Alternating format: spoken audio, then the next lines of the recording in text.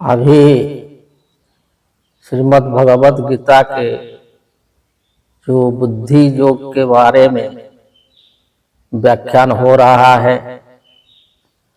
भगवान ने अर्जुन को कहते हैं कि जो ज्ञान है वो जो जैसे जो प्यासी है, जिसको प्यास लगता है, वो पानी से जितना चाहिए उतना ही लेता है।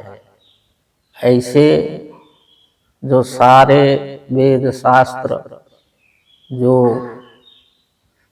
है, तो उसे जो ब्रह्म ज्ञानी है, ब्रह्म ज्ञान को प्राप्त करने में चाहता है, तो उतना ही लेता है कि अयम आत्मा ब्रह्म सो अहम और तत्त्वमसि। तो इससे वो कहते हैं कि जो कर्म है, ये कर्म को बुद्धि युक्त हो करके करना चाहिए। तो वो कहते हैं योगस्थ कुरु कर्माणि संगं त्यक्त्वा धनंजय सिद्ध्यो सिद्धयो समो भूत्वा समत्वं योग उच्यते। हे अर्जुन, तो जो कर्म है, अभी जो तुम युद्ध करने के लिए खड़े हुए हो, तो योगस्थं कुरु कर्माणि,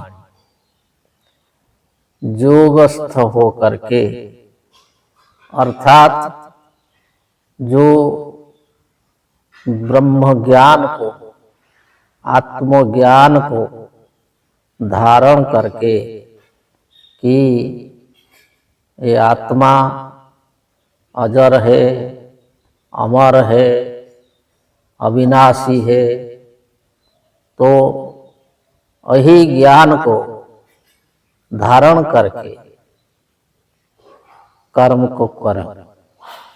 योगस्थ कुरु कर्माणि, जो भी कर्म करना चाहते हो, तो वही कर्म करने के समय अगर योगस्थ हो करके कर्म किया जाएगा, तो वो कर्म जो है बंधन में नहीं डालेगा।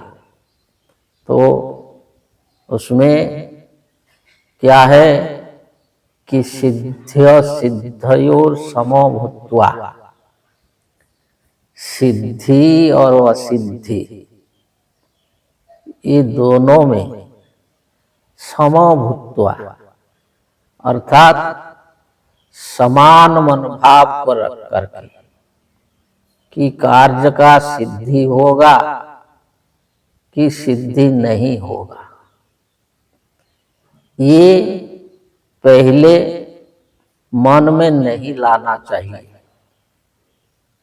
जिसमें हम सफल होंगे कि नहीं होंगे, ये बात को पहले मन में नहीं लाना चाहिए।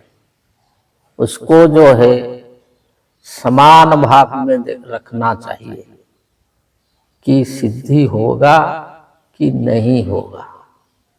इस पर विचार नहीं रखना चाहिए कर्म करने के समय।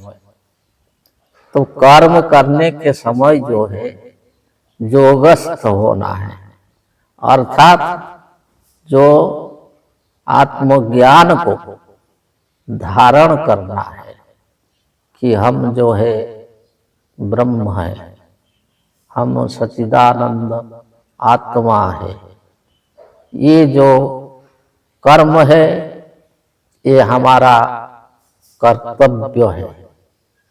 और ये जो विचार कि कर्तव्य के विचार लेकर ही कर्म करने से उसमें सिद्धि होगा कि असिद्धि होगा, इस विचार को नहीं रख करके कर्म करने से वो क्या होता है कि वो जो संभाव रहता है, जो समत्व है, तो वही जो है योग उच्यते, इसको योग बोला जाता है कि जो समभावापन्न होकर के सिद्धि असिद्धि के प्रति जो कर्म को करता है और जो योगस्थ होकर के कर्म को करता है, तो इसको योग बोला जाता है।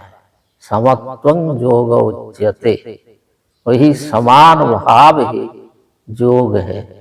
तो जो योगी है, जो आत्मज्ञान को जानता है, तो जो ये जो समाधि ज्ञान को जानता है और अपना स्वरूप को जानता है कि हम अजर अमर सच्चिदानंद आत्मा, ये हमारा कर्तव्य है, वही ज्ञान को लेकर के जो कर्म करता है तो वही समभावापन्न को योग बोला जाता है।